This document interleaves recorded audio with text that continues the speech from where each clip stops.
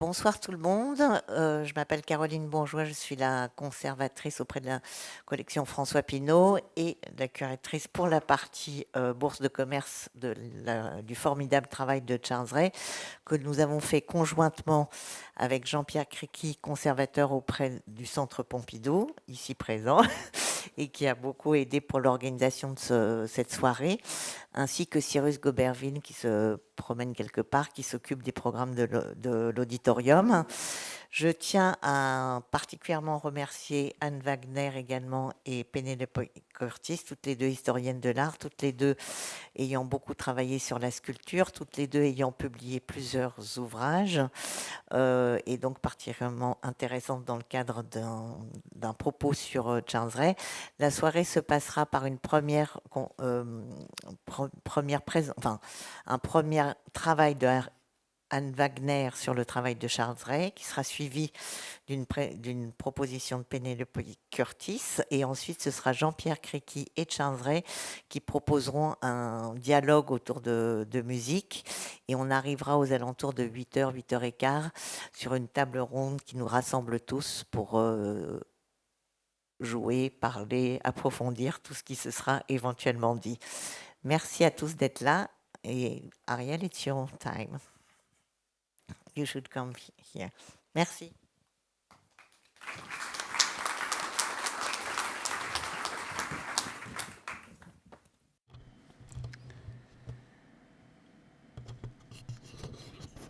Très bien. Eh bien, je vais commencer en remerciant Caroline.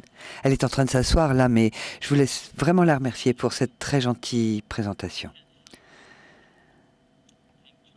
Et je voulais évidemment remercier Charles Ray, dont le travail a beaucoup compté pour moi au cours des années. Et c'est un véritable plaisir que d'être ici, que de pouvoir voir cette exposition ici, en France. Donc, dans ma présentation, je veux plonger.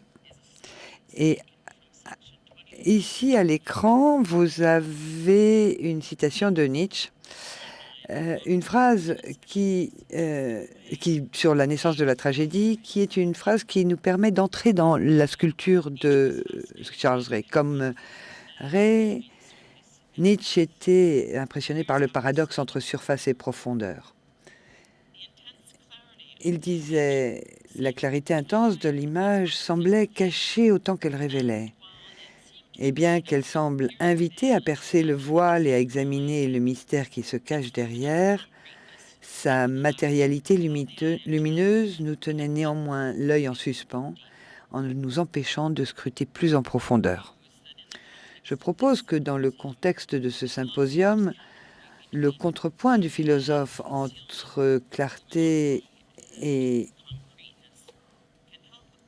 voile, entre matérialité et mystère, est également ce que l'on peut découvrir dans l'œuvre de Ray quand on regarde ses sculptures en acier.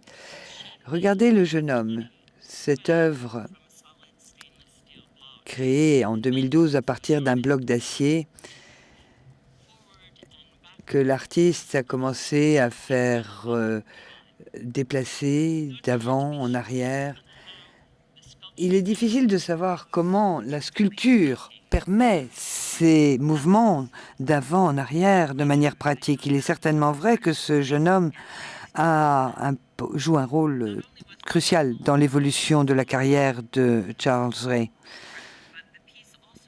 Cette œuvre représente également, selon Ray, son effort de créer un kouros, une vision de la sculpture grecque ancienne et une culture qui puisse combler l'espace entre les modes anciens de représentation et la représentation mentale et physique de la représentation de l'espace social. Ceci vient être très contrasté ici. Vous avez le prototype antique et de l'autre côté, vous avez cet homme, ce mec, comme on pourrait dire, un mec qui nous est présenté d'une manière qui permet aux spectateurs de poser des mots et d'avoir une relation intime aux détails qui sont proposés à la surface de cette sculpture. Ceci est toujours vital chez Ray. L'orchestration, la fabrication de la surface de la sculpture, ces détails deviennent des événements, des occurrences qui se déploient sous nos yeux alors que nous observons. Regardez ce jeune homme par ce prisme, retourner à sa surface, voir ses contours, voir sa surface, c'est comprendre le personnage et ce qui était en jeu au moment de sa conception et de son exécution. Exécution qui a modifié la conception de départ. Ray nous parle de la manière dont, à sa grande surprise, il a découvert que son désir initial de proposer au spectateur un voyage en intimité a été modifié par sa décision finale de produire cette sculpture en acier. Et là, les outils avec lesquels il travaille à la main ont dû être remplacés par des machines industrielles. Et Charles Ray nous dit, quelque part, il me semblait que cette œuvre s'était faite elle-même. Ce n'était pas moi qui l'avais faite. Cette idée de la sculpture qui se fabrique, qui se donne vie à elle-même, prend tout son sens quand on regarde ce jeune homme. C'est le résultat d'un très beau portefeuille de photographie de Silvia Gasparo Moro, qui est mieux connue sous le nom d'art conceptuel, qui permet de revenir sur cette idée de faire et du faire, de la création, de l'autocréation. Vous avez là des photographies en noir et blanc, chacune reprenant une partie différente de la sculpture vue de dos et de face. Une fois que les photos se rejoignent en haut et en bas, il semble justifié de suggérer que elle également constitue en quelque sorte une sculpture, dès lors que l'on accepte qu'une sculpture peut être plate, peut être photographique, et pourquoi pas. Depuis le conceptualisme des années 1960, après tout, la définition d'une sculpture n'a fait qu'évoluer. 6 ans après avoir terminé son jeune homme, Ray se souvient de l'évolution de l'œuvre. L'idée semblait avoir impliqué le fait d'atteindre un équilibre entre la poésie et les mathématiques. Je vous cite ici un passage clé parce que c'est un petit peu difficile à comprendre. Donc je vous redonne le jeune homme et je vous lis le passage. Au fur et à mesure que je travaillais sur cette sculpture, le temps passait. Je voyais la surface comme un multiple abstrait, en quelque sorte une armature de l'âme, un orteil syncopé avec une lèvre, une surface usinée plutôt qu'une forme sculptée ou moulée. Ces deux phrases mettent en lumière 3 points importants. Premier point. Alors, première chose, ne jamais mettre l'eau derrière la personne qui parle. Ça y est, j'ai attrapé mon verre, excusez-moi. Donc, 2 phrases, vous disais-je, et 3 points. Tout d'abord, il a fallu du temps pour produire cette sculpture. Ensuite, sa surface a été fabriquée à la machine. Et enfin, entre les deux, comme la garniture d'un sandwich, vous avez un message qu'il nous faut un peu de temps à digérer. Il faut essayer de bien comprendre ce que dirait de la surface de la sculpture, notamment dans le cas de cette sculpture du jeune homme. Et je pense que je comprends mieux maintenant l'espoir ou les intentions de Ray pour sa sculpture d'une manière générale. La notion sur laquelle il faut qu'on se penche, c'est l'idée que dirait que la sculpture est... la surface de la sculpture, c'est un multiple, c'est une armature de l'âme. Qu'est-ce que c'est qu'un multiple, j'ai essayé de regarder la définition du dictionnaire, et un multiple, c'est la somme d'éléments uniques, et 2, une variété, et 3, un espace mathématique abstrait qui, vu de près, ressemble aux espaces décrits par la géométrie euclidienne. Ressemble donc, mais ne se comporte pas comme ces géométries euclidiennes quand on les représente de manière numérique. Donc ici, vous avez le jeune homme avec une représentation numérique. Alors, je n'ai pas proposé mon choix à Charles, hein, je ne le lui ai pas montré, mais je me suis fait plaisir avec l'image de cette armature. Et vous voyez la représentation, à la fois l'image et la définition du dictionnaire nous aident à montrer qu'il s'agit là d'une surface continue qui est conceptuelle, mais qui n'est pas concrète. Il s'agit d'une surface conceptuelle. Et maintenant, permettez-moi de revenir sur cette notion de multiple et pourquoi c'est important pour comprendre l'œuvre de Ray. Alors, ce qui est le plus important pour moi, c'est que l'idée de ce multiple nous permet de comprendre ces effets de la surface et ces effets d'éclat qui sont très fugaces et qui nous permettent de comprendre ce que sont ces sculptures de Ray, notamment dans le cas de cette sculpture, le jeune homme. Et quel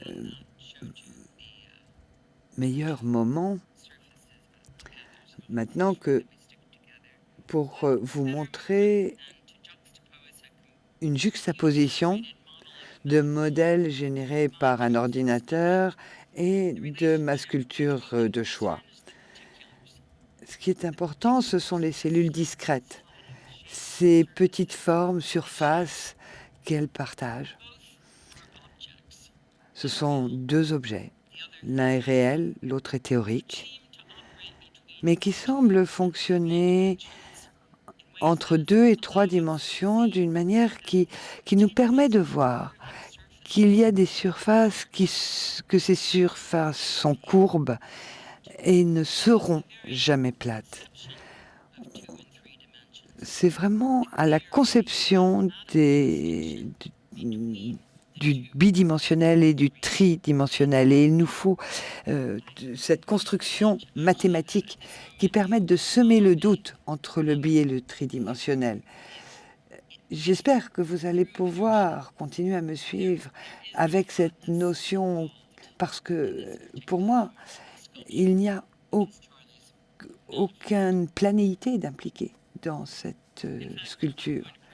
Et je voulais vous montrer que ces contours très complexes sont des éléments qui définissent les surfaces de Ray, mais ne sont pas les seuls effets. Cette sculpture d'acier souvent est éclatante, brille sous la lumière, prend des couleurs d'ambiance et peut saisir le reflet de toute personne dans une pièce. Mais il faut bien comprendre que si elle possède ces qualités, cela n'est que témoin du travail de nombreuses personnes qui ont travaillé de leurs mains ou avec des machines. Et le résultat est souvent plus important que le processus. Et dans ce cas, on parle de la manière dont les sculptures éclatantes de Ray s'ouvrent au monde et s'offrent au monde, mais rendent au monde également, rendent les jeux de lumière les plus fugaces et les plus inattendus. J'imagine qu'au cours des années, Ray a continué à travailler avec des a travaillé l'acier avec des machines, mais a également travaillé le bois. Et dans ces sculptures d'acier, vous avez la femme qui dort et d'autres. Et tout ce qu'elles ont en commun, ce sont ces myriades d'effets liés au médium et leur capacité transfixante à briller de multiples manières.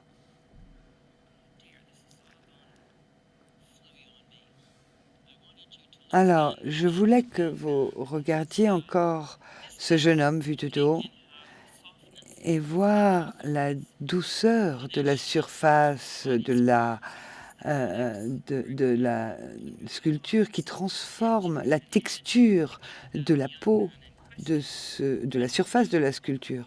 Vous voyez le jeu de la lumière sur les épaules, sur les fesses du jeune homme.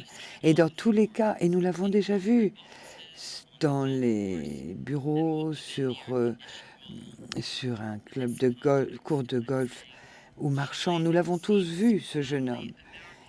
Mais là, l'éclat semble très américain pour des raisons qui sont bien souvent boudées par nos politiques américains, mais j'y reviendrai tout à l'heure. Pour l'instant, laissez-moi simplement dire que l'éclat, la brillance, inclut toute une série de connotations dangereuses, voire négatives. L'éclat de l'acier peut faire peur et dans certains cas, cela peut faire honte. Et chez Ray, il y a toujours le sens d'un contre-mouvement, ce qui veut dire que l'éclat est variable et amplifie notre sens du sujet de la sculpture en question. En d'autres termes, l'éclat peut nous aider à modeler nos impressions quant à la personne ou à l'objet dont nous avons le portrait sous les yeux.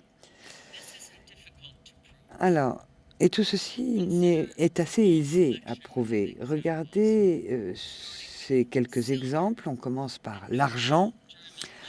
Et ce très beau berger allemand, produit en 2015 par Ray à partir de ce matériau très noble. Tout cela pour dire que l'argent, c'est de l'argent. C'est fabriqué en argent. Et ce chien, qui s'appelle Silver, est à taille humaine. Pourquoi avoir travaillé ce matériau plutôt que de l'acier? L'une des raisons pourrait être, et là je le dis avec précaution compte tenu de la présence de l'artiste, mais cet argent fait ressortir la valeur, mais aussi la loyauté et l'intelligence de cet animal remarquable. Donc le matériau représente le caractère de l'animal ici, ou de l'être humain, mais peut également faire entrer le monde extérieur dans ce corps. Les deux sont en miroir l'un de l'autre, et c'est tout à fait le cas dans l'œuvre de Ray. Permettez-moi de vous donner quelques détails et de vous montrer ce détail. Vous avez cette note de rouge dans les cheveux de cette femme allongée, sculptée en 2018, qui jusqu'à présent est l'œuvre la plus voluptueuse de Ray.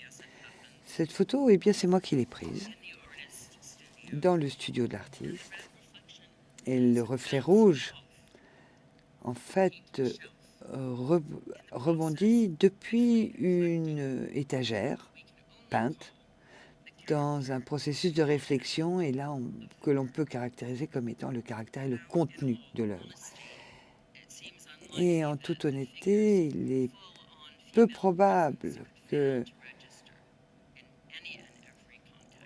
cette couleur puisse se refléter dans tous les contextes. Mais vous avez tous eu la chance de voir cette œuvre et vous savez combien cette femme est voluptueuse et belle. Ici, toujours pour parler de cette présence amplifiée, lorsque la lumière vient frapper le visage de cette femme endormie, et cette sculpture qui, en fait, est motivée par la rencontre entre l'artiste et l'une des milliers de sans-abri à Los Angeles. Ici, nous sommes en 2012, une année qui, selon le Los Angeles Times, est l'année qui a connu la plus forte augmentation du nombre de SDF dans la ville, une augmentation de 16%. Ce fait nous donne la certitude que les conditions sociales et économiques, que la pauvreté, la fatigue sont là, présentes dans l'œuvre et sont un sujet pour Ray. C'est ce qu'il cherche à nous montrer. Et c'est la raison pourquoi il est si important de voir que lorsque j'ai photographié cette œuvre dans la galerie de Ray à Hollywood, on a vu ce bleu du ciel californien qui se reflète, ce bleu dont la présence donne un plus grand sens, celui des sans-domicile, du phénomène des sans-domicile fixe à cette œuvre. Ensuite, j'en reviens à la douceur extraordinaire et à l'éclat qui définit la surface de la statue du jeune homme. Voici cette vue de face et de profil. On le regarde encore et l'on comprend. On comprend que l'éclat, c'est la vérité de l'œuvre de Ray aujourd'hui. Certains peuvent voir cette vérité comme étant très américaine et peu plaisante, la vérité de Trump, sa capacité à être affirmatif, son agression, son agressivité perpétuelle. En 2012, lorsque le jeune homme était en cours de président, le président élu a décidé de ne pas se battre sur le même terrain.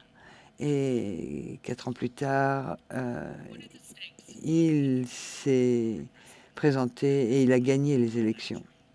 Pourquoi parler de ce président américain à ce stade de ma présentation? Simplement parce que le simple fait de prononcer son nom nous rappelle que certains personnages sont ancrés dans la culture américaine.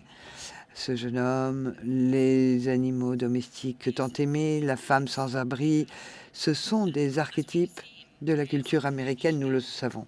Et nous avons vu l'approche de Ray par rapport à ces personnes qui se fondent sur une approche très particulière. Il nous décrit tout en restant ouvert au monde dans lequel ces personnages jouent leur rôle. Tout ceci, évidemment, est pertinent, mais quand bien même, nous ne sommes pas encore au cœur des choses. Et le paradoxe, c'est que tout est à la surface de l'œuvre de Ray, une surface qui est très profondément ancrée dans la peau. C'est pour cela que lorsque l'on parle de ce squelette, de cette maille que l'on voyait tout à l'heure, je me demandais s'il n'y avait pas... Là, il y a un problème avec la projection ici. Je suis désolée. Au niveau des diapos, je vais faire une petite expérience, excusez-moi. Donc, on est passé de celle-ci à celle-ci. OK. D'accord. Donc, je reviens à ce que j'essayais de vous dire.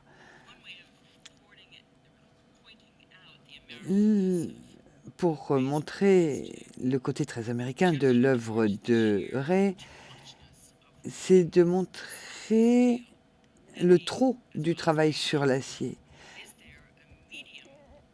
Et la question est de savoir s'il y avait un médium plus adapté pour faire passer cette histoire de l'excès de Mar-a-Lago, tout cet éclat, cette brillance. Et à titre de comparaison, regardez l'écran et j'aimerais revenir aux œuvres de Ray dans les années 90, Fall en 91 et Family Romance en 93. Dans ces œuvres, Trump, en tout cas ses valeurs, ne sont pas là. On ne les voit pas. On est dans le monde du magasin Big Box, avec de la mode, mass market, et la famille américaine, nue à dessein,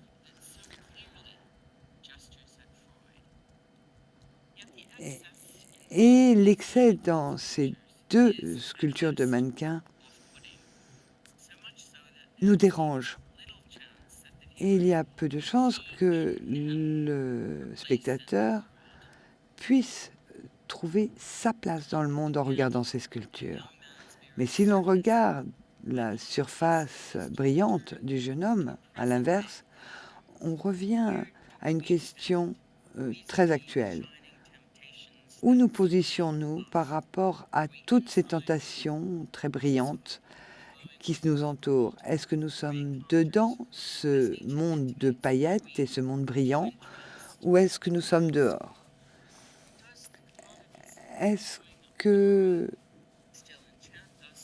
nous restons piégés par les commodités brillantes du monde, ou est-ce que la surface brillante est à jamais endommagée pour nous? Et nous regardons.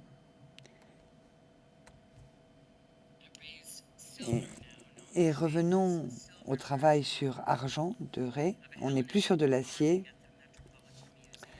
d'un grand relief qui s'appelle les 10 fragments de marbre du grand relief d'Éleusis. Et là, on reconnaît encore une fois que l'artiste a beaucoup réfléchi à ce que c'est que de sculpter dans l'histoire. Et on l'imagine en train de savourer le passage de Nietzsche que je vous donnais en introduction, car le plus important, c'est cette idée de clarté intense de l'image qui semble cachée autant qu'elle révèle et qui nous invite à percer le voile et à examiner le mystère qui se cache derrière sa matérialité lumineuse, tient néanmoins l'œil en suspens et l'empêche de scruter plus en profondeur.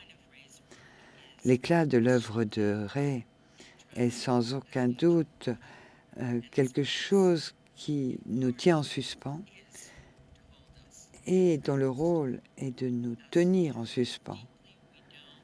Maintenant, à quelle profondeur souhaitons-nous scruter? Tout cela, c'est notre choix. Je vous remercie pour votre attention.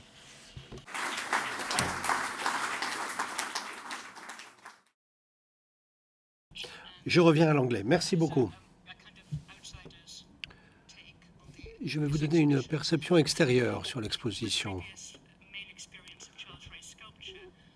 La sculpture de Charles Ray, je l'ai déjà vue à Bâle. Je n'ai jamais rencontré l'artiste. Je n'ai jamais pu m'entretenir avec lui. Donc c'est une première tentative que d'explorer son travail. La solitude de la sculpture, c'est le titre de mon intervention parce que cela constitue l'impression que je retire de ces deux expositions. Et je me pose cette question de savoir pourquoi il y a solitude de la sculpture. Évidemment, je vais essayer d'aborder ce sujet en profondeur. Dans les deux expositions, mais particulièrement ici à Paris, on sent vraiment la solitude de la sculpture. Cela participe du travail de Charles Ray, mais aussi de la sculpture en général, à mon avis. La singularité, l'isolement de cette forme tridimensionnelle, c'est quelque chose que nous rencontrons particulièrement dans la sculpture, classique. L'empereur Auguste ici, vous voyez, singularité, le côté holistique de la sculpture, la précision. Tout cela ressort dans bon nombre des œuvres. Et la forme et le côté introspectif, tout cela crée une cohésion. Et à Paris, il y a l'exposition au musée Mayol. Donc là, vous avez des personnages qui font de l'introspection aussi. Les formes ainsi fermées chez Charles Ray agissent de manière banale. Il s'agit d'actions quotidiennes. Alors que chez Mayol, les personnages ne font rien, mais le personnage n'en est pas pour autant ouvert. Il est refermé sur lui-même. Ici, le spinario. Ici, le personnage essaye de retirer une épine de son pied. Là aussi, le personnage est absorbé par lui-même. C'est ce que l'on retrouve chez Charles Ray dans une certaine mesure. En tout cas, ça nous interpelle de ce point de vue-là.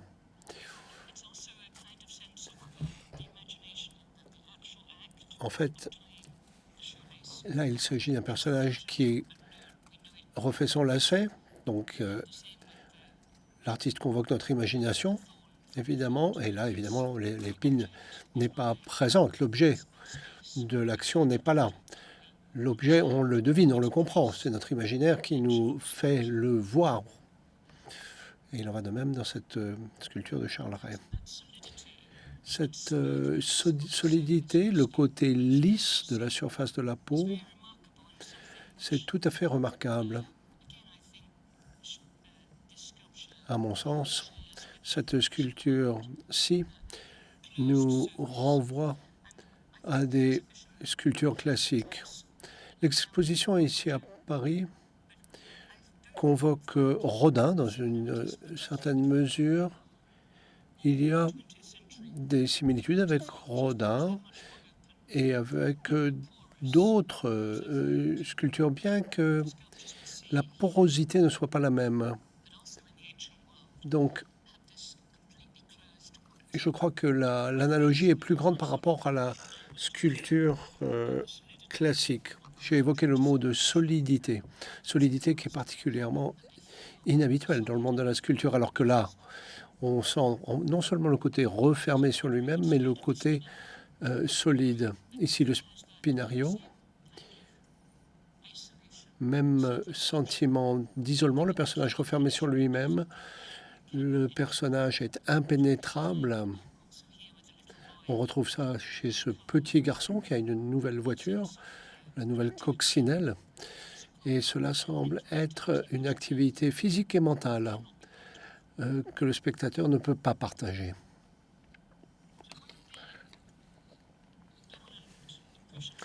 L'une des grandes impressions que j'ai retirées des deux expositions, celle de Bâle et celle de Paris, c'est le fait que la sculpture semble seule, isolée, bien qu'il y en ait plusieurs dans la même salle, comme vous pouvez le voir ici. Ou au Centre Pompidou, c'est le même cas. Mais ces sculptures n'ont rien à voir les unes avec les autres. Donc, le sentiment de solitude est d'autant plus grand. De ce fait, je me suis intéressé au début de Ray et le rapprochement par rapport à ce qui se passait à Londres dans les années 60, mais aussi à New York, et puis après à Paris, bien entendu. Il s'agit de la relation entre la sculpture et le spectateur. Bien qu'ici, il semblerait qu'on ait des sculptures figuratives et les racines de l'abstrait chez Charles Ray. Donc là, cela nous rappelle les sculptures à Londres dans les années 60. Ici, c'est un groupe, Stockwell, à Londres. Et vous voyez l'installation sur le toit d'un immeuble. J'attire votre attention sur le fait que même lorsqu'elles sont ensemble, les sculptures semblent isolées, seules. Et cela, on le retrouve dans les premières expositions américaines. L'exposition des structures primaires à New York en 1965, on y retrouve cette singularité de la sculpture. Bien que je ne me suis pas entretenu avec l'artiste, il a, lui, travaillé avec Brenner, artiste londonien des années 60 qui est allé dans l'Iowa. Et il fait partie de la génération de l'école de sculpture de Londres de l'époque. Donc il s'agit de l'autonomie, le fait que la sculpture se suffit à elle-même. Bien qu'il y ait un lien historique entre Charles Ray et la nouvelle génération de sculpteurs abstraits qui travaillent à Londres. Ce qui m'intéresse, néanmoins, c'est une œuvre que je connais bien. Elle est dans la collection de la Tate depuis déjà un moment. Et à mon avis, c'est un chef-d'œuvre d'Anthony Corot. Œuvre qui parle à Charles Ray, bien qu'il n'en soit peut-être pas conscient.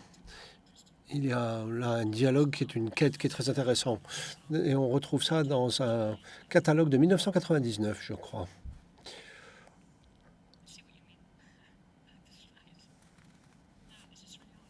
C'est très étrange, n'est-ce pas? Voilà la couverture d'un livre, San Francisco, 1999. Mais cela fait partie d'un projet plus ample, projet de recherche plutôt qu'un travail abouti. Mais à mes yeux, il s'agit là d'une dichotomie fascinante entre le personnage et la sculpture abstraite. Et pourtant, ils partagent le même espace. Vous voyez Charles Ray et Anthony Corot. Si j'ai bien compris, il s'agissait d'un compromis, parce que Charles Ray voulait faire quelque chose autrement plus ambitieux, mais il y a eu de la retenue chez lui. Néanmoins, il y a une relation intéressante entre les deux. Étrange, non? Moi, je vois la diapositive et elle n'est pas à l'écran. Je la vois sur mon écran, mais pas sur le grand écran.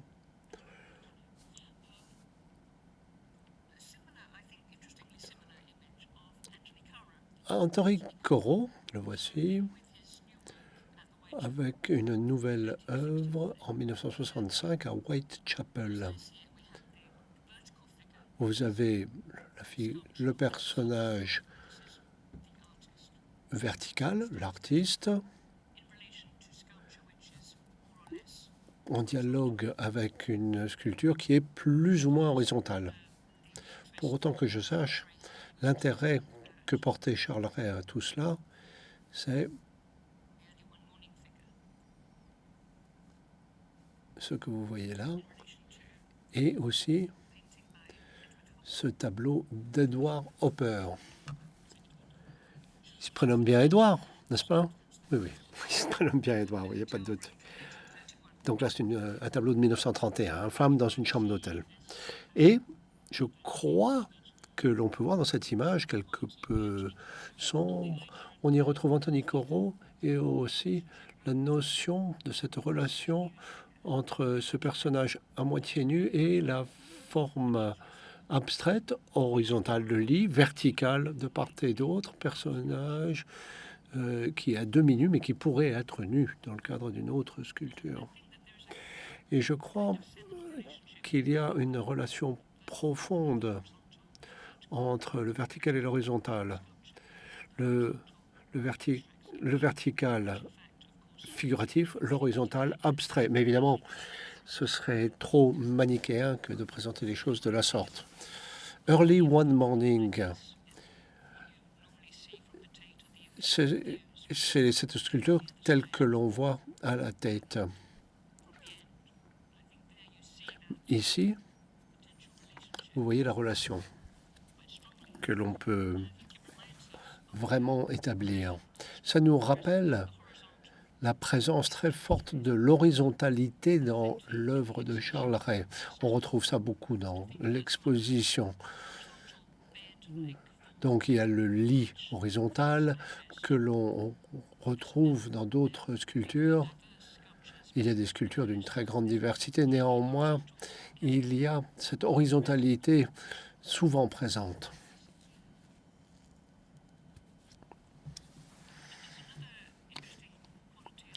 Mais il y a une autre qualité intéressante, c'est la relation entre les surfaces non peintes par rapport aux surfaces colorées.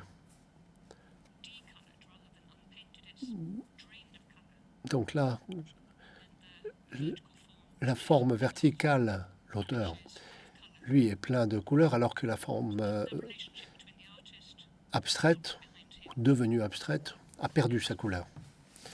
Donc là, il y a un contraste sur lequel joue l'artiste, d'où le contraste entre le figuratif et l'abstrait, l'Anthony Corot figuratif par rapport à la sculpture abstraite. Cette approche qui consiste à retirer la couleur me ramène au 19e siècle dans ma réflexion. John Gibson, Vénus, qui a choqué, parce qu'un tout petit peu de couleur a été ajouté aux lèvres et au bout des seins. Et aussi au niveau de la pomme. Cette sculpture a fait scandale à l'époque à Londres. En effet, c'est de la transgression, on est dans l'érotisme, dans l'esprit des gens qui ont critiqué cette œuvre. On est trop dans la réalité. Ça me rappelle la relation entre le réel et l'irréel.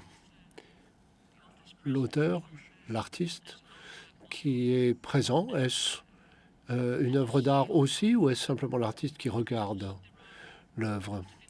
Bien entendu, il existe de nombreuses images où on voit l'artiste à côté de l'œuvre. Et bien souvent, la présence de l'artiste nous permet de comprendre l'échelle, évidemment, mais nous permet également d'en savoir plus sur la relation entre l'artiste et l'œuvre. Et lorsque l'artiste n'est que l'artiste, c'est une chose, mais lorsque l'artiste devient une partie intégrante de l'œuvre, eh bien c'est une expression différente. Donc il y a toute une tradition selon laquelle on voit l'artiste proche de leurs œuvres. Donc il y a évidemment une appropriation, une possession, mais ça donne également une notion de temps, parce que l'artiste vieillit, bien entendu, contrairement à la sculpture. Et donc l'œuvre vieillit néanmoins, mais évidemment nous savons que le vieillissement de l'artiste est plus visible. Donc l'échelle de temps aussi, donc. Et cette relation entre le véritable être humain face à la sculpture monumentale, c'est quelque chose qui nous est familier. Vous voyez, la personne chargée de la restauration qui travaille sur le David de Michel-Ange au musée Victoria et Albert. Donc là, il y a l'échelle. Ce caractère extraordinaire, en fait, devient ordinaire. Et par ailleurs,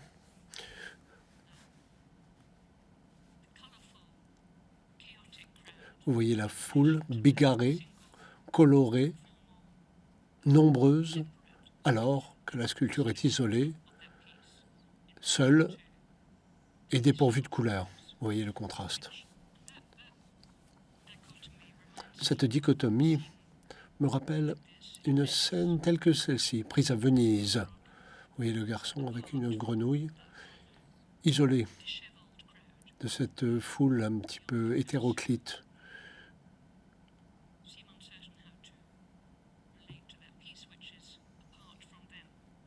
Donc cette œuvre ne fait pas partie de la foule, elle en est éloignée. Et cette sculpture est pratiquement une sculpture de la Renaissance. Cellini, ici vous voyez le geste que fait la sculpture à la foule, et la foule ne comprend pas le geste. Mais cette solitude de la sculpture, qui n'est pas si fréquemment rencontrée, fait l'objet d'un libre arbitre. d'une décision. Et elle marque un contraste par rapport à la façon dont on vit la sculpture, notamment dans un cadre de musée. Si vous allez au musée d'Orsay ou au Louvre, vous pouvez voir de nombreuses sculptures les unes à côté des autres. Et pour les voir éloignées les unes des autres, il faut le faire exprès. Par exemple, dans le musée Victoria et Albert, vous avez cette collection de nombreuses sculptures de nombreux pays rassemblées en un seul espace.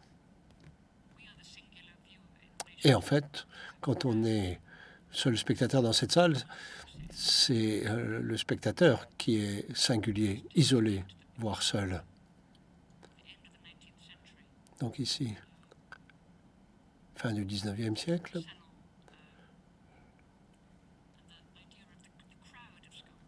Et vous voyez la foule des sculptures. Et la sculpture perd de son pouvoir lorsque les œuvres sont trop nombreuses. Et le sculpteur, lui, se doit de maintenir une solitude puissante. C'est ce que l'on voit ici, à Paris, dans cette exposition. Je vous remercie de votre attention.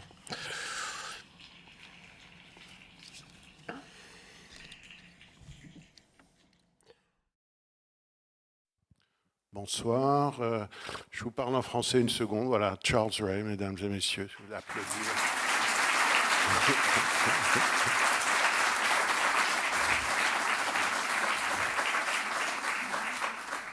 Thank you very much. Well, that could be enough.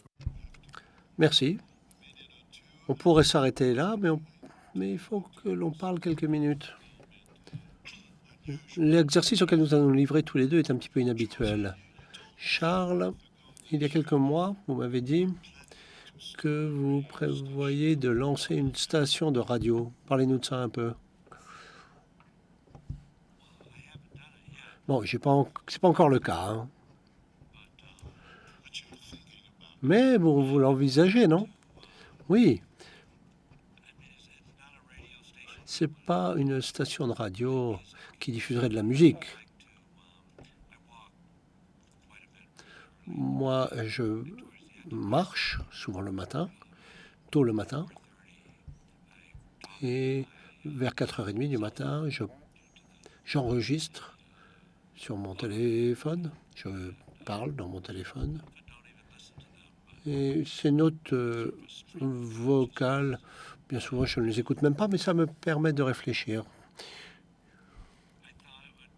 Et je me suis dit que ce serait chouette d'avoir une station de radio avec simplement un micro et puis tôt le matin, parler dans le micro aux auditrices et auditeurs qui pourraient m'écouter. Toute ma vie, j'ai eu cette nécessité de parler. J'ai un programme sur cassette, j'avais. Je saisis l'occasion de cette idée de station de radio pour vous soumettre 4 chansons. Ce soir, nous allons écouter 4 chansons. Et on en parlera un petit peu. Oh,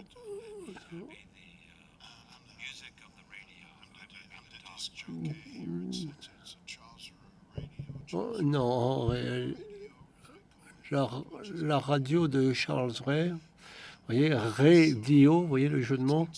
Donc on y va, allez, on se lance.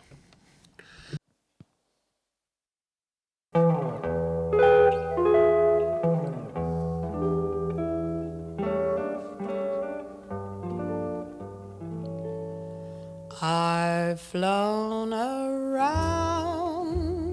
the world in a plane. I've settled revolutions in Spain. The North Pole I have charted, but can't get started with you. Down on the golf course, I'm under par, and all the movies want me to star. I've got a house, a show place. Still, I get no place with you. You're so supreme. The lyrics I write of you scheme just for the sight of you. Dream both day and night of you. Till what good does it do? I've been consulted by Franklin D. And Frank Sinatra had me to tea. Still I'm broken-hearted, 'cause I can't get started with you. When first we met, how you elated me, pet. You devastated me, yet how you've deflated me, till you're my Waterloo. When J.P. Morgan bows, I just nod. Green pastures wanted me to play God. The Siamese twins I've parted, but I can't get started with you.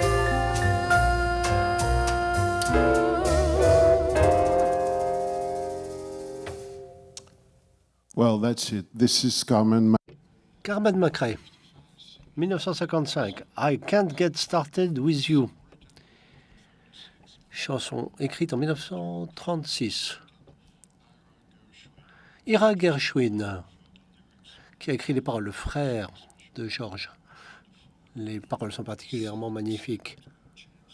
Les chanteuses ou les chanteurs ont tendance à modifier les paroles. Il y a une version de Frank Sinatra aussi. La chanson a été d'abord a été créée à Broadway en 1936 avec Josephine Baker, qui faisait partie de la revue. On reviendra à Josephine Baker ultérieurement. Mais voilà, on vient d'écouter ma chanteuse préférée. Mais j'en profite pour vous demander à vous, comment est-ce que vous démarrez? How do you get started? Bon, les questions que se posent les artistes qui font de l'art abstrait, quand est-ce que vous savez, lorsque l'œuvre est terminée? On va prendre la question à l'envers. Comment est-ce que vous démarrez? Eh bien, au quotidien, c'est tout bête en fait. Le déclic est tout bête. Pénélope a montré l'autoportrait.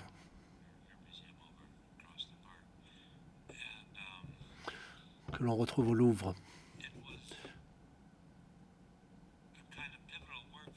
En fait, cette œuvre est importante pour moi parce que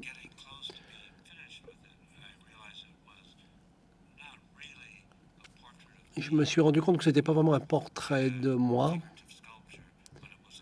ni quelque chose de figuratif, mais c'était une sculpture d'un mannequin. Donc ça, c'était une pensée importante pour moi. Mais la sculpture, elle, a pris vie à un endroit plus important. J'ai toujours enseigné à l'université UCLA à Los Angeles. Alors, c'est chouette l'enseignement, mais bon, il y a tous les aspects politiques, mais les enjeux sont aussi faibles à l'université. Bref, au début de ma carrière d'enseignant, il y avait un clivage dans le département d'art et moi-même, je faisais l'objet d'un clivage avec le directeur du département. Et on était à couteau tiré. Il me disait qu'il allait me tuer, il me traitait de menteur et ainsi de suite. Bref, j'étais jeune et je faisais des natures mortes et j'allais sans arrêt au centre commercial. Et j'entre dans un grand magasin et je me dis, mon Dieu, si tous les mannequins ici me ressemblent et si Ray Brown, donc, entrait, il deviendrait dingue. Alors peut-être que ces pensées n'ont pas été... ne s'est pas faite sans drogue, hein, mais bref, cette pensée était certes fugace, mais la structure s'est ancrée dans mon esprit. Ensuite, j'ai fait une sculpture d'un cercle sur un mur. Ça tourne tellement vite qu'il semble stationnaire. Donc on fait le plus possible en faisant le moins possible. C'est une sorte d'auto-portrait, c'est toujours ainsi que je l'ai vu. Et ce mannequin auto-portrait, dans mon esprit, faisait le plus grand dégât psychologique possible en faisant le moins. Donc j'ai acheté un mannequin, je l'ai décapité, j'ai fait faire un moule de ma tête et puis j'ai demandé à ce que ça soit remis sur le mannequin. Je me suis habillé comme je m'habille d'habitude et le geste a commencé à ressembler au mien. Voilà. C'est comme ça que je réponds à votre question, hein, c'est comme ça que ça a démarré. Hein. Très bien. On passe au morceau suivant.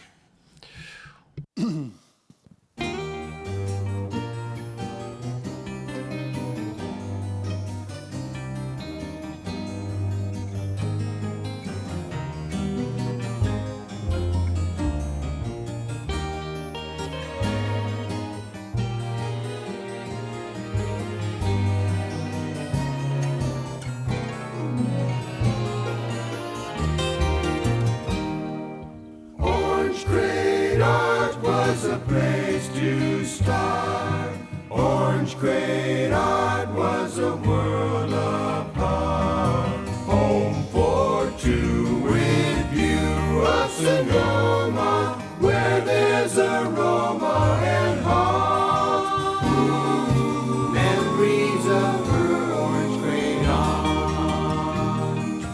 Orange Crate table and a rocking chair. Barnyard gate waiting zombie bed. Trust in fate and sweet inspiration. You could go bust to replay. Just what is here by the gate. Hear the lonesome locomotion roar. Hold the hop on if you dare. And it goes where grapes of wrath are stored. Stomps on a bracero's prayer. From the blood of a vintage crew comes the wine of this rendezvous. Room for two if you love Sonoma, back when Ramona had home. Memories of her Orange Crate Art.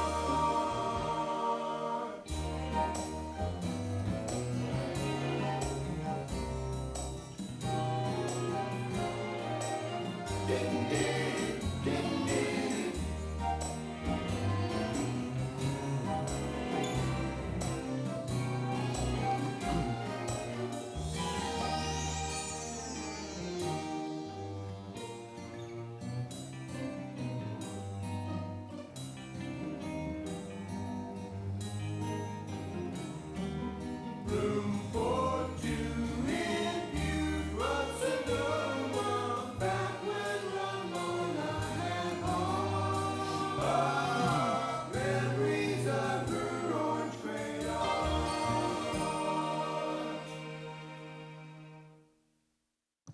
Well, this is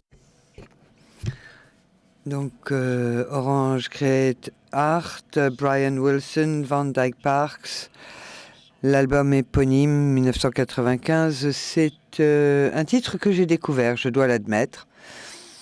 Quelques mots, je pense que tout le monde sait qui est Brian Wilson, le chanteur des Beach Boys. Van Dyke Parks est un peu moins connu comme personnage, mais il a d'abord travaillé avec Brian Wilson en 66-67 sur un album qui est resté inachevé, qui s'appelait Smile, qui a été publié des dizaines d'années plus tard. Et en 67, il a commencé à travailler en tant que chanteur lui-même sur son premier album. Et ça reste un véritable bijou quand on l'écoute aujourd'hui.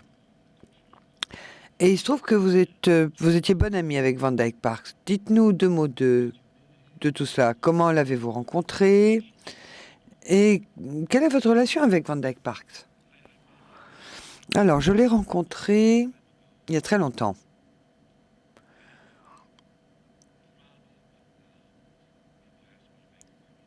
Et quand les gens me demandent de travailler sur commande, j'ai un problème.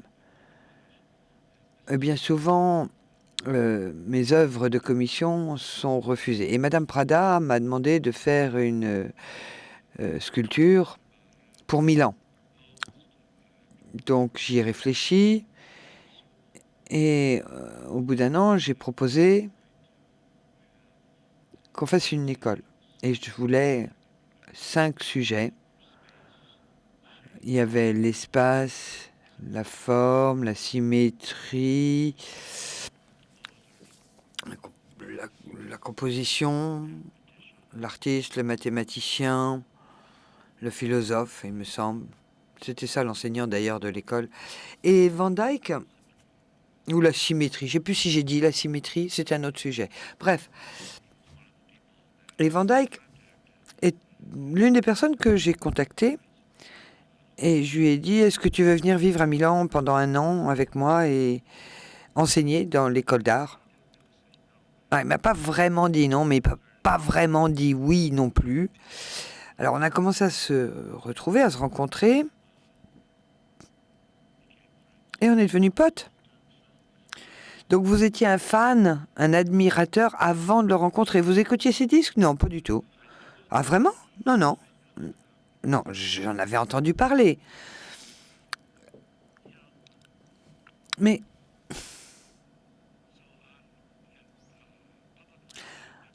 en fait, 1 an avant cela, il était souvent à la radio parce que son album était sorti. Et du coup, j'ai découvert qui il était, son lien à Brian Wilson, qui était quand même un peu compliqué. Et au bout de toutes ces années de relations compliquées et de comportements compliqués aussi, en fait, Brian Wilson s'est couché pendant 20 ans, il s'est jamais levé, hein, c'est ça le problème. Et Van Dyke a fait un chef-d'œuvre avec Brian Wilson qui s'appelait Smile, mais qui a été refusé par les autres Beach Boys qui ont dit mais s'il n'y a pas de problème, pourquoi essayer de le régler? Et ils ne voyaient pas trop dans quelle direction voulait aller Van Dyke de toute façon. Bref, l'album Smile de Brian Wilson et de Van Dyke, c'était 10 ans avant. Puis ils ont essayé de se retrouver après, et c'est sorti à la radio.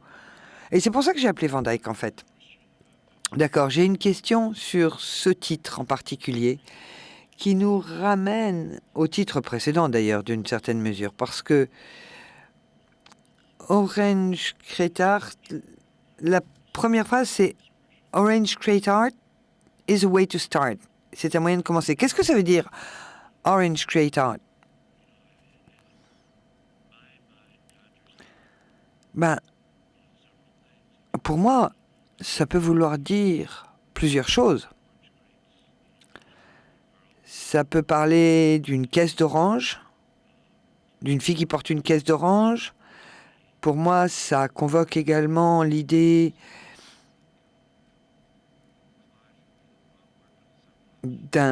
pas d'un collage, mais d'un assemblage avec des gens qui construisent à partir de rien. Cela convoque également la jeunesse, en fait.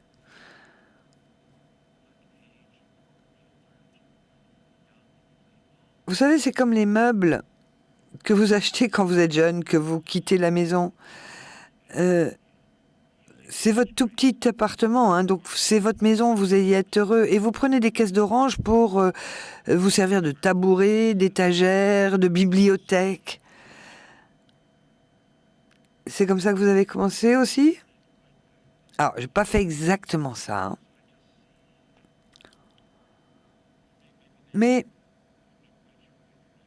je suis pas tout à fait sûre de votre question. Non, ma question, c'est sur le sens, mais je comprends.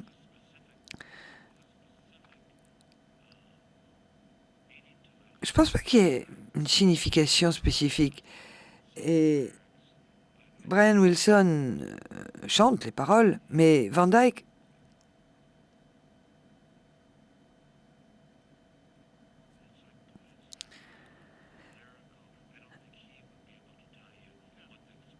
Je pense pas que Van Dyke serait capable de te dire le sens de cette phrase-là, hein, mais ça faisait du sens à ce moment-là, pour lui en tout cas. Ok, on écoute le clip suivant.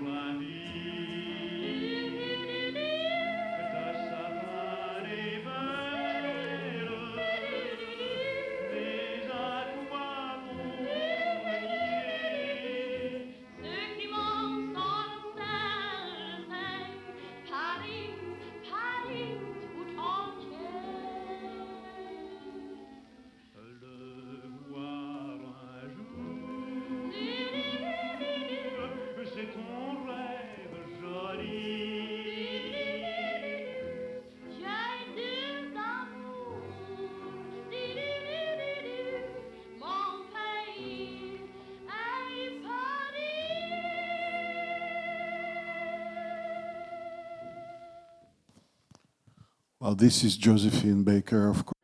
Joséphine Baker, bien sûr, 1936, enregistrement réalisé à Paris, avec Adrien Lamy et comme orchestre le Mélodique Jazz du Casino de Paris. Le titre, c'est J'ai deux amours.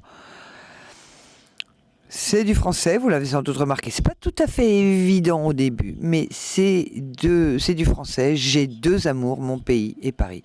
Mais Joséphine Baker était américaine, bien entendu. Elle est arrivée à Paris en 1925 avec ce que l'on appelait la Revue Nègre à l'époque, et elle a eu un succès phénoménal. Elle est ensuite revenue en 1937. Elle a épousé un Français et elle a pris la nationalité française. Et c'était une femme extraordinaire. Littéralement, elle a fait beaucoup de choses extraordinaires, notamment pendant la guerre et pendant la résistance où elle était très active. Et elle a été panthéonisée l'année dernière, en 2021. Mais je voulais qu'on écoute ce titre parce que vous venez de demander la nationalité française. Vous voulez devenir français ? Non, je n'ai pas encore déposé ma demande, mais j'ai rédigé ma lettre. Et si vous voulez savoir pourquoi, lisez le New York Times ou n'importe quel journal aux États-Unis et vous allez tout comprendre pourquoi je veux devenir français. Oui, je sais que vous avez des problèmes avec l'extrême droite en France aussi. Mais chez nous, on est en train d'assister à des trajectoires qui sont particulièrement effrayantes aux États-Unis. Et mon épouse Sylvia est italienne. Et j'adore la France. Et quelqu'un m'a dit, quoi que tu fasses, quand tu passeras le test, ne leur dis pas que tu détestes les États-Unis et que c'est pour ça que tu veux venir en France, parce que les États-Unis et la France se pensent encore grands amis. Mais voilà. Ok, écoutez, j'espère que vous obtiendrez la nationalité française, Charles. En fait, je marchais à Paris. Il était 4h30 du matin. C'était ma petite déambulation matinale. Et j'ai été attaqué par un type qui a essayé de me tuer, mais ça n'a absolument pas entamé mon amour de la ville de Paris. Mais ceci étant, Paris a une dette vis-à-vis de moi maintenant.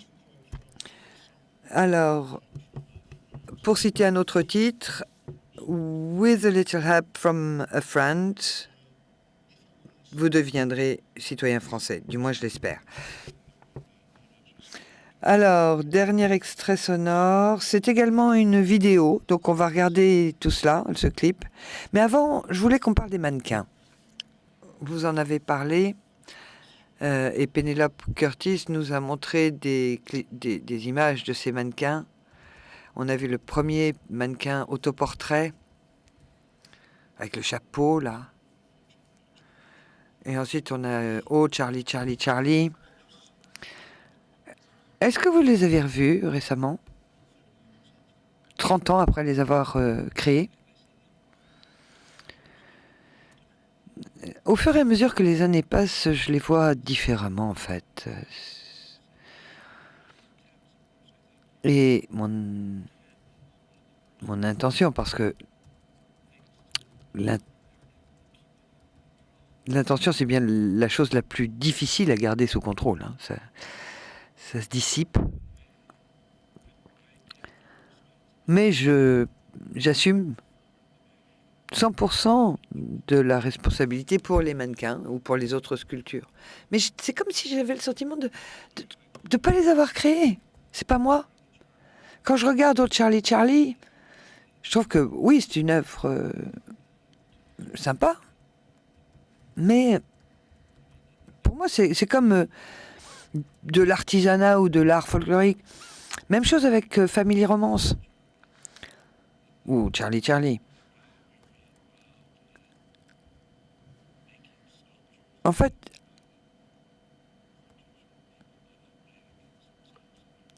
je me suis beaucoup impliquée dans la fabrication de ces sculptures avec des mannequins, des articulations. Et tout était sculpté dans ces sculptures. Et quand je suis passée à des représentations non mannequins, des sculptures non mannequins, je ne savais plus comment faire. Travailler sur du bronze,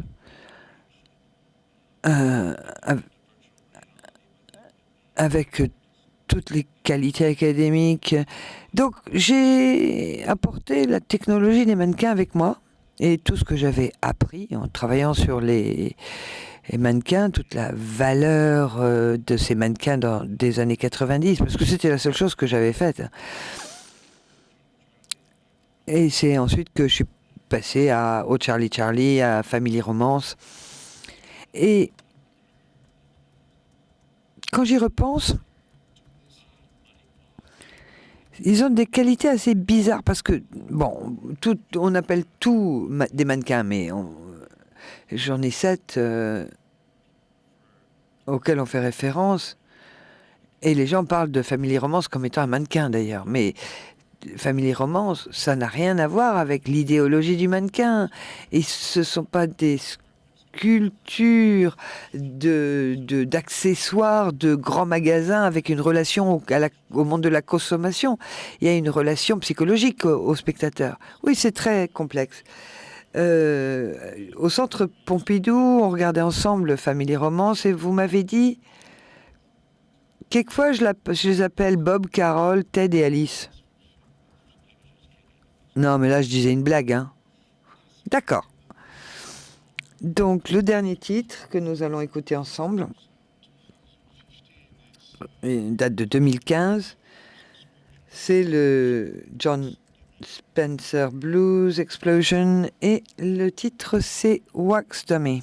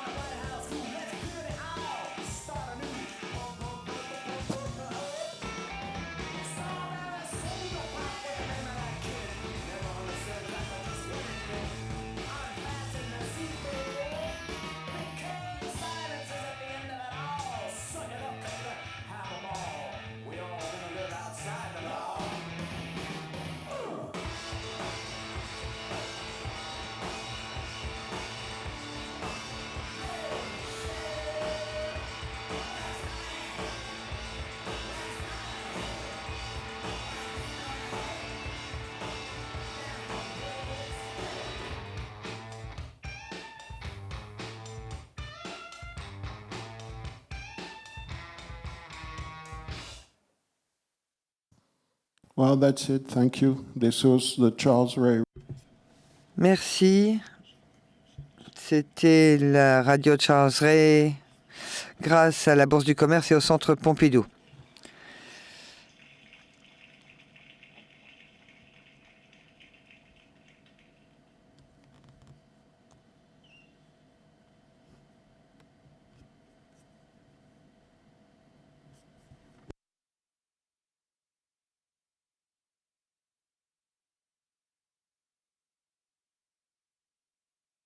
Alors, par quoi commençons-nous? Comment commencer d'ailleurs? Charlie, des réactions aux présentations d'Anne et de Pénélope? Oui. Mais surtout une réaction à la dernière vidéo qu'on vient de voir. Le collage était sympa, mais il serait intéressant de l'avoir dans l'autre sens en fait. De voir l'orchestre,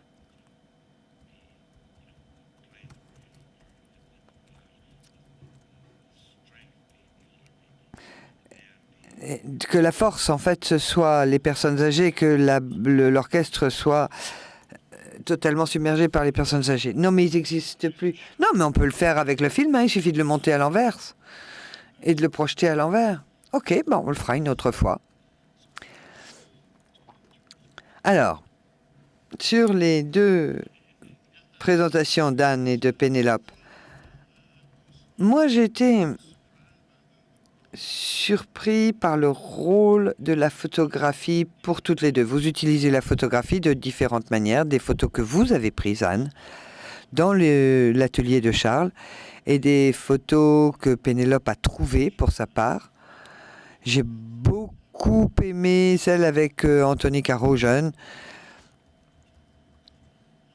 et la photo de couverture de catalogue. C'est peut-être un moyen de commencer, hein, c'est de parler de votre relation à la photo. Ok. Ouais.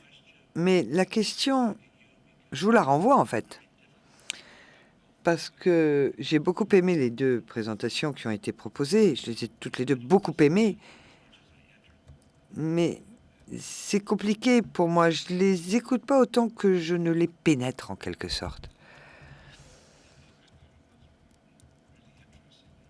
Ce que vous disiez,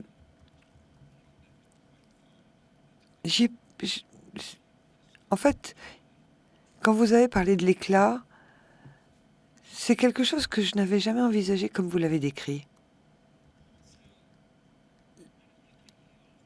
Non, je veux pas te couper la parole, Charlie. Non, mais c'est difficile d'articuler les choses, d'y penser, mais dans ce que vous disiez,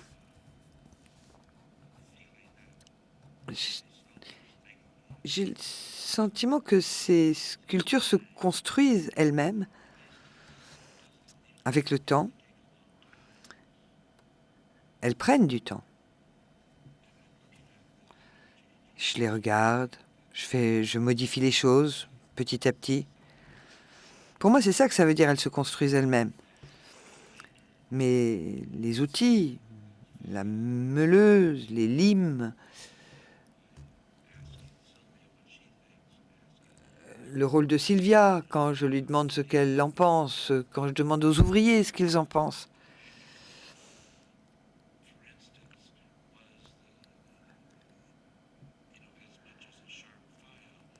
Et la meule ou la lime, ça a commencé le cycle en 2016. À cause de mon âge, de ma relation à mes étudiants, de ma relation à l'art antique.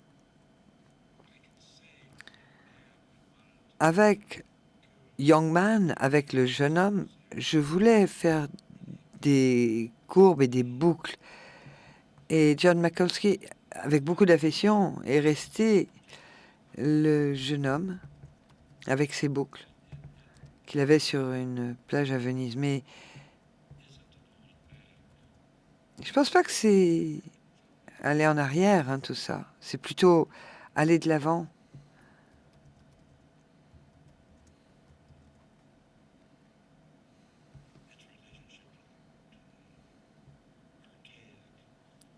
Et cette relation à l'ancien, à l'archaïque,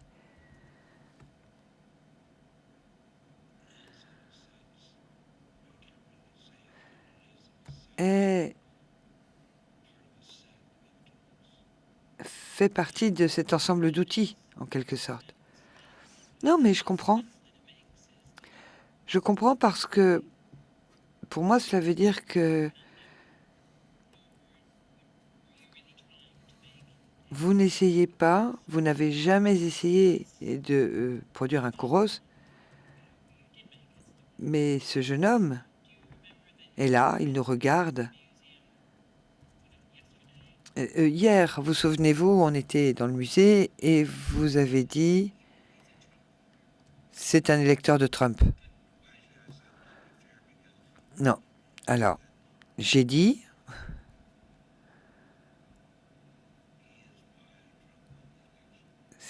il est la raison pour laquelle Trump a gagné les élections. Je ne pense pas qu'il soit un électeur de Trump, mais il est la raison pour laquelle Trump a gagné. Ok, c'est encore mieux. Mais ce que je voulais revenir à votre question et rebondir sur une chose, à savoir le rôle du spectateur, le rôle de la personne qui regarde et qui réfléchit à votre art. Et pour moi, j'ai toujours vu vos œuvres par le prisme de mon iPhone. Je les vois à un moment dans le temps. Ce moment dans le temps, je le capture. Et c'est parce que je remarque tout ce qui se passe au niveau de la surface. Et cette surface, on la voit en volume. Et on voit le volume au travers de la surface. On ne voit pas le volume qui serait séparé de la surface. Et je reste en suspens au niveau du temps, de l'espace, de tous ces épiphénomènes qui entourent l'œuvre et qui me permettent de la voir en me disant « Ah oui, je me souviens, à ce moment-là, à cette époque-là ». Parce que j'ai une mémoire passoire, mais je me souviens des choses au travers d'une œuvre, d'un moment, d'une perception, d'un ressenti. Et tout cela me permet de voir que non, ça c'est pas un effet du téléphone, c'est un effet de l'œuvre elle-même. Et c'est ça qui est important. Pour moi, ce qui est important, c'est ce que produit votre œuvre à tout moment. Et j'ai étudié ces surfaces et je me suis demandé si vous aviez différentes finitions. J'ai regardé cela pour comprendre cette infinité de couches au niveau de cette surface. Voilà. Je peux rebondir? Oui, bien sûr. Simplement pour dire que l'éclat est nouveau. Les sculptures antiques n'ont plus d'éclat, alors que les vôtres en ont, sans doute parce qu'elles sont nouvelles. Mais ce qui est intéressant, c'est quand vous visitez l'exposition, certaines de ces sculptures ont un peu vieilli, et la qualité que l'on a dans les photos n'est plus là. Mais vos photographies vous permettent d'être très proches. Et on n'a pas toujours cette expérience de proximité à une œuvre. Et cet éclat se dissout. Oui, mais tout ne s'adoucit pas, tout ne se dissout pas. Ça s'adoucit parce que ce type de surface est utilisé pour telle œuvre. Toutes les surfaces ne s'adoucissent pas, de mon point de vue. Hein. Toutes les surfaces ne s'estompent pas, en quelque sorte.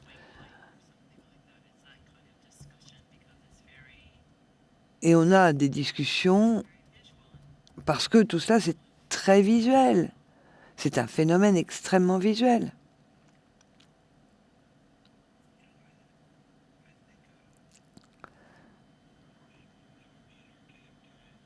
Alors, on va pas revenir à la Grèce antique, mais les œuvres grecques sont extraordinaires.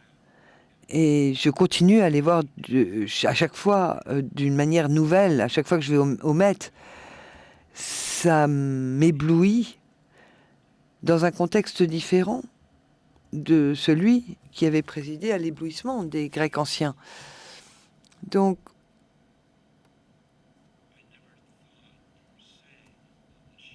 peut-être que je n'ai jamais réfléchi à l'éclat comme étant quelque chose qui doit être là pour éblouir.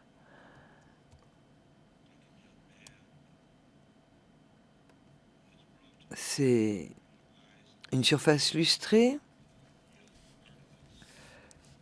Et comme pour le jeune homme, le travail, c'est de refléter le monde. Et je pensais que l'éblouissement, c'était pas dans l'éclat, mais plutôt dans l'attente.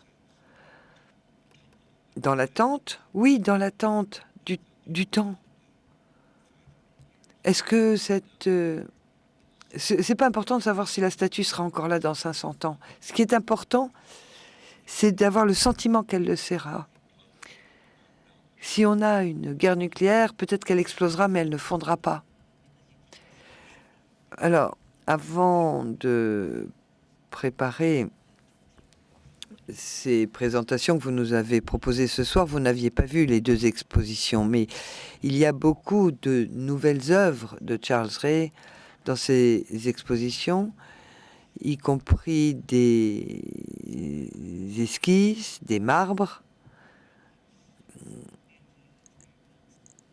Donc, quand vous avez parlé de la solitude qui est dans l'instant, et si l'on veut bien parler de l'espace pris par ces sculptures, est-ce que vous pouvez revenir sur une réflexion sur l'espace? Parce que je pense que ça a été nouveau pour vous de découvrir ces nouveaux matériaux. Ou est-ce que vous connaissiez déjà son travail sur ces autres médiums? Alors, c'est un petit peu compliqué pour moi de connaître tout cela parce que j'ai fait un travail pour Artform il y a très très longtemps pour une expo qui a été organisée à Los Angeles, il me semble. Hein. C'est bien ça, oui. Et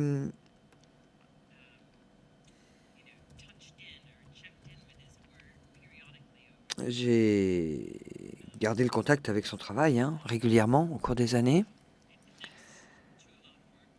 Et c'est en lien avec beaucoup d'œuvres qui ont été très importantes pour moi. Bon, David Smith. Mais bon, il faut que je sois honnête. Pour moi, dès que je commence à réfléchir, je pense sculpture. Je vois la nature par le biais de la sculpture. Pour moi, mon cerveau transforme tout en sculpture. Un plat au restaurant, c'est de la sculpture. Et c'était important pour moi de me tenir informé de ce que faisait Charlie, parce que son cerveau va très vite. Et il faut être en mesure de suivre son flux de pensée et de comprendre. Et de comprendre comment il a pu passer à tel ou tel médium. Et qu'est-ce que je vois? Ok, mais qu'est-ce que vous avez vu?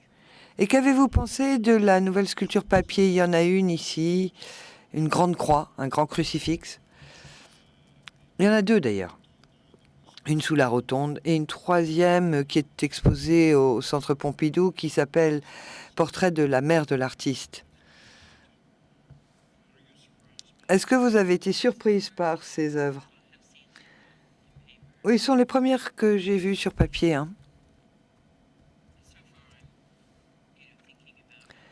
Et pour l'instant, je suis en train de réfléchir à comment ces œuvres sur papier sont totalement pertinentes, étonnamment pertinentes. Vous voyez cette personne, la relation entre le personnage papier, sa fragilité,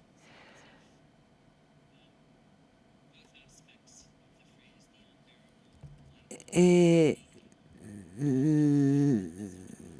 l'extraordinaire légèreté de l'être, tout ça c'est en jeu parce que avec le papier, vous sentez combien la réalité est dure à vivre. Et quant au crucifix, je ne suis pas quelqu'un de religieux, mais j'étais prête à voir cette croix qui allait transpercer le plafond. Il y a cet aspect de transcendance. Et vous, Pénélope, le papier, vous allez nous en parler. C'est une histoire de couche, je suppose? Non.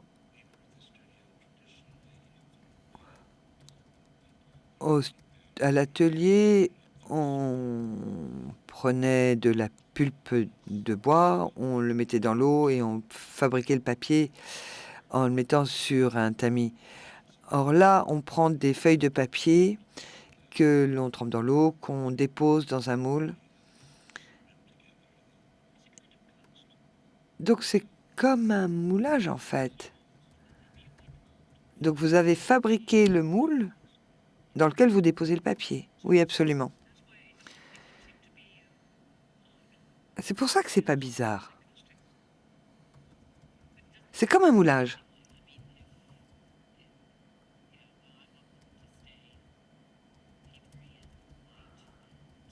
Mais si vous voulez que ça reste du papier, que ça reste léger, que ce soit pas pollué par le processus de moulage, comme quand Carpeaux travaillait dans son atelier. Ça, c'est du boulot, mais c'est un travail différent. Non, mais vous savez, le mot technique, c'est pas moulage, hein.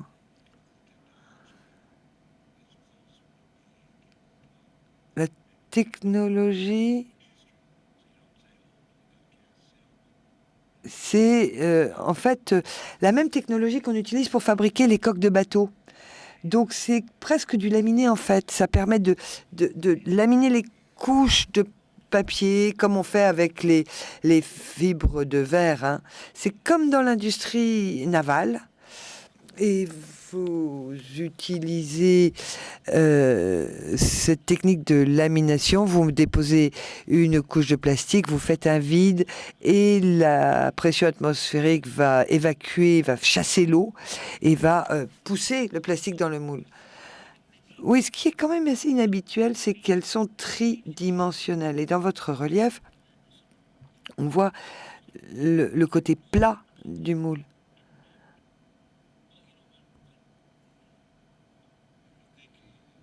Quand vous êtes en train de réfléchir et puis de travailler, vous savez, il y a des gens qui viennent à l'atelier, il faut que je me parle à moi-même, il faut que je me lève le matin, que je réfléchisse à ce que je vais faire.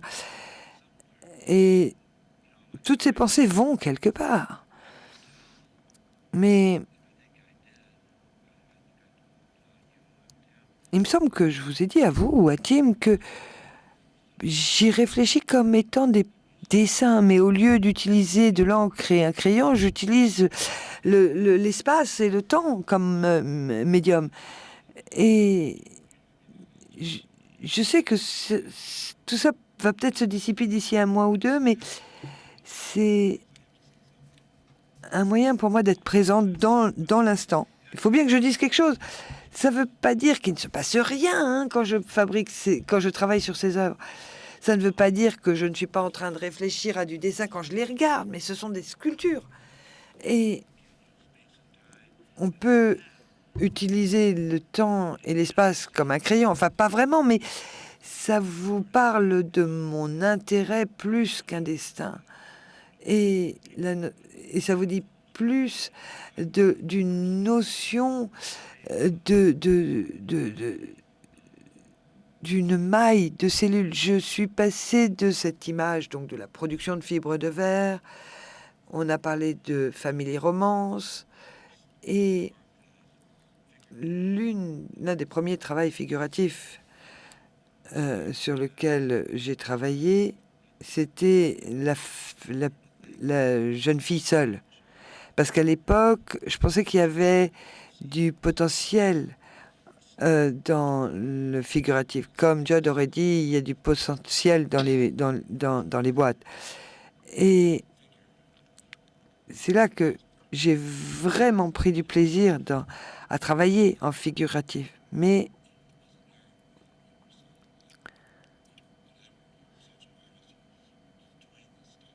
quand on est un artiste, le côté artistique se dissipe immédiatement. Et vous avez la moitié du monde qui vous dit mais c'est du néoclassique, alors que c'est pas du tout le cas. Mais le côté artistique, l'artefact de tout ce qui est artistique avec le jeune homme et d'autres, tout ça, ça se dissipe rapidement, et tout ce qui vous reste, eh ben, c'est ce que vous avez sous les yeux. Charlie, l'idée de la solitude dont Pénélope a parlé dans sa présentation, je trouvais qu'elle était assez convaincante. Eh bien, la solitude, c'est pas si mal que ça, à vrai dire. On se dit que, oh là là, il va vieillir, il va être tout seul, il parle à personne, il sort pas. Alors que moi, je sors tous les matins. Je sors à 2 heures du matin, je me balade pendant 3 heures.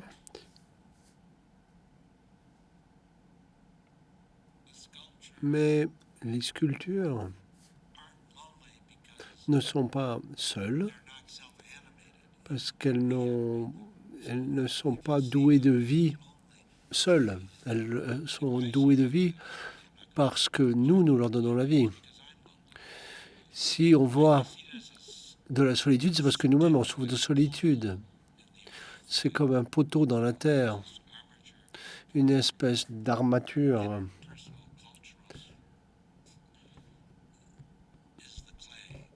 Et l'argile, c'est la culture, c'est l'être que l'on peut modeler. Je ne sais pas très bien ce que je suis en train de vouloir dire, mais bref, ces objets ne sont pas animés, donc ils peuvent apparaître seuls, mais ils ne le sont pas. Mais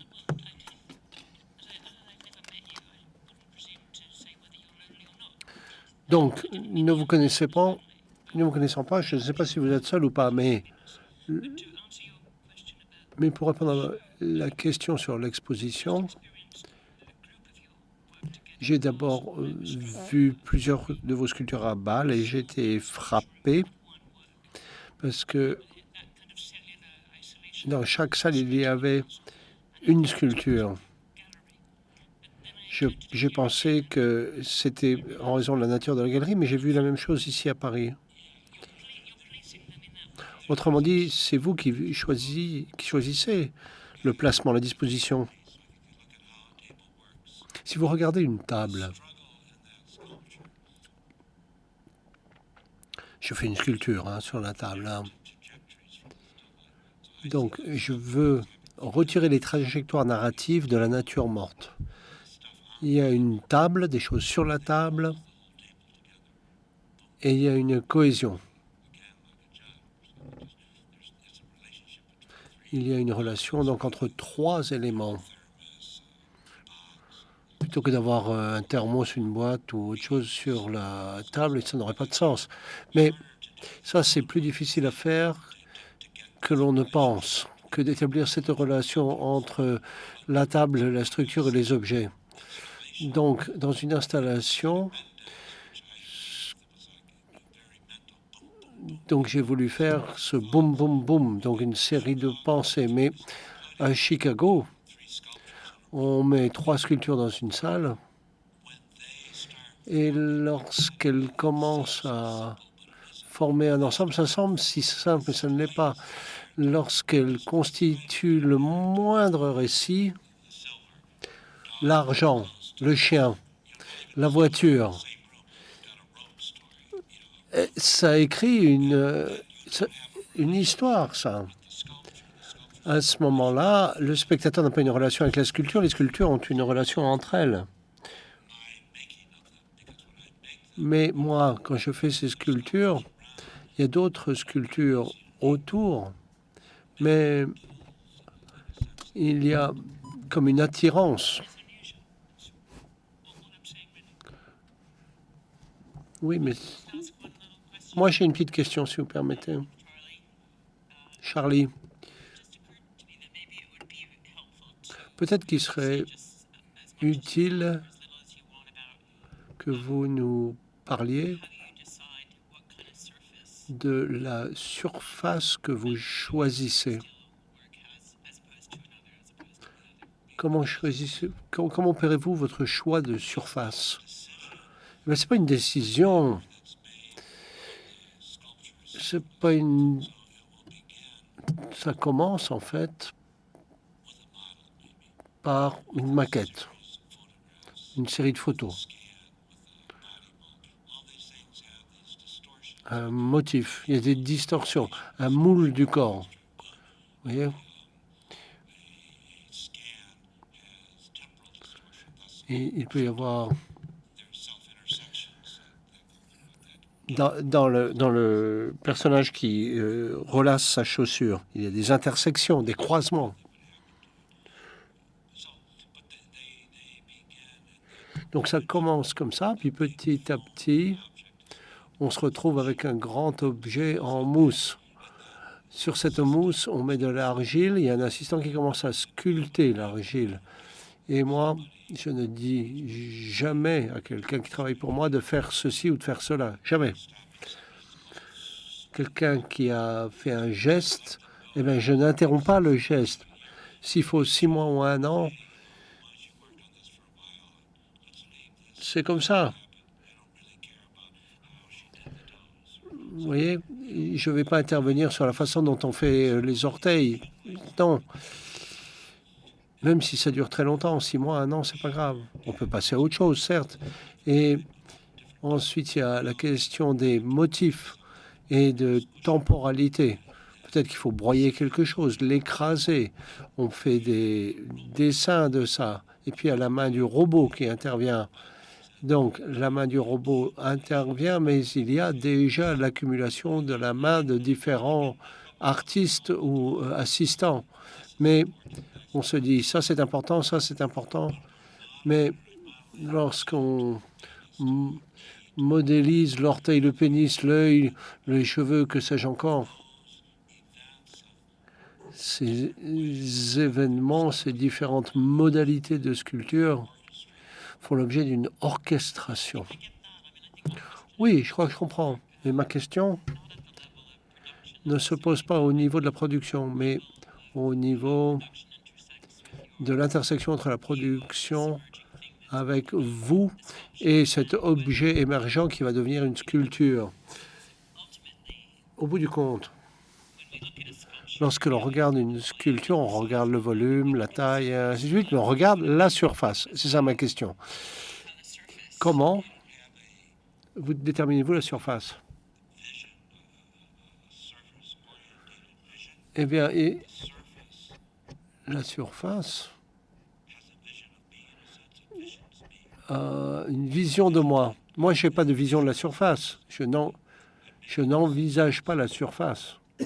La surface m'envisage et les décisions, je les prends en permanence. Donc la sculpture se fait elle-même. Hein. C'est ce que j'ai tendance à dire. Mais moi, au bout du compte, ce que je veux faire, moi, c'est faire un chef-d'œuvre.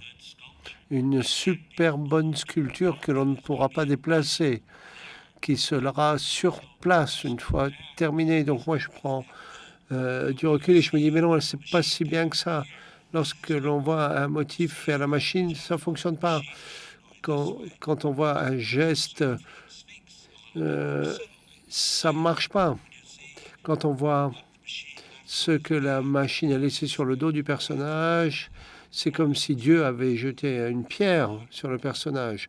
Vous voyez, ou une pierre dans l'eau avec les différentes vaguelettes. avec un cercle concentrique. C'est le monde, c'est la pierre, c'est le son, les choses entrent, sortent, passent au travers. Donc moi, je n'ai pas une vision de ça. Donc je vais voir Marc Rossi, on en parle. Mais je ne sais pas. Donc je dis, je ne sais pas comment traiter cet endroit-là. Et il me dit, quand est-ce qu'il faut prendre la décision? Bon, je dis, dans 15 jours. Et la pérennité, la durabilité, est-ce que c'est important? D'un point de vue psychologique, ce que je fais en papier, c'est plus durable que ce que je fais en acier. Parce que la durabilité, elle est dans l'esprit. Quand je veux que ma sculpture s'inscrive dans une ère géologique, et ainsi de suite, mais dans la réalité, peu importe. Ce qui compte, c'est le présent que vous contemplez. Et c'est au spectateur de percevoir l'avenir, le passé, l'archaïque. Mais l'avenir existe-t-il?